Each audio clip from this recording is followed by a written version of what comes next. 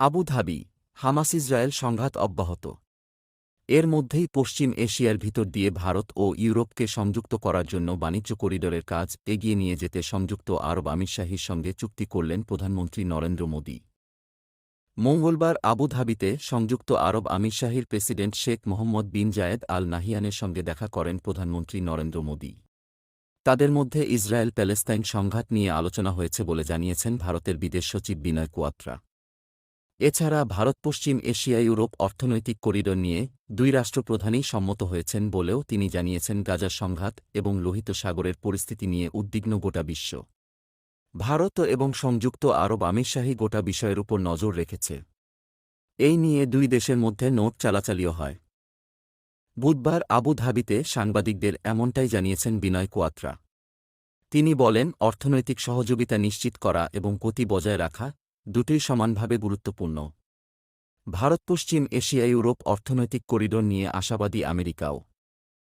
সমুদ্র এবং রেলপথে ভারত, সংযুক্ত আরব আমিরশাহী, সৌদি আরব, জর্ডন এবং ইসরায়েলকে যুক্ত করাই ছিল এর লক্ষ্য। এর সঙ্গে জুড়বে ইউরোপ। বাণিজ্য বৃদ্ধি এবং পণ্য পরিবহনে গতি আনাই প্রকল্পের উদ্দেশ্য। পাশাপাশি এই প্রকল্পকে এই অঞ্চলে চীনের প্রভাব এবং ব্যাপক অবকাঠামো বিনিয়োগের মোকাবিলার পাল্টা হাতিয়ার হিসেবে দেখছেন তাবর বিশেষজ্ঞরা। মোদির সফরে একটি দ্বিপাক্ষিক বিনিয়োগ চুক্তিও স্বাক্ষরিত হয়েছে।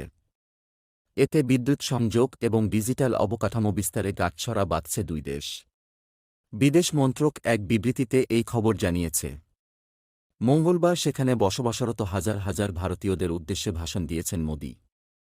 দুই দেশের সম্পর্কের ভূয়সী প্রশংসা করেন। সংযুক্ত আরব আমিরশাহীর প্রেসিডেন্টকে আমার ভাই বলে বুকে টেনে নেন। বুধবার এখানে প্রথম হিন্দু মন্দিরের উদ্বোধন করার কথা মোদির। সংযুক্ত আরব আমিরশাহীর সফর শেষ করে কাতার যাওয়ার কথা প্রধানমন্ত্রীর। সেখানে আমির Sheikh Tamim bin Hamad Al থানির সঙ্গে বৈঠক করবেন তিনি। প্রসঙ্গত, গুপ্তচর বৃত্তির অভিযোগে ভারতের ৮ প্রাক্তন নৌসেনা আধিকারিককে মৃত্যুদণ্ড দিয়েছিল সে দেশের আদালত। কেন্দ্রের হস্তক্ষেপের পর প্রত্যেককেই মুক্তি দেওয়া হয়েছে। তাদের মধ্যে ৭ জন ইতিমধ্যেই দেশে ফিরেছেন। এরপরই কাতার সফরে যাচ্ছেন প্রধানমন্ত্রী।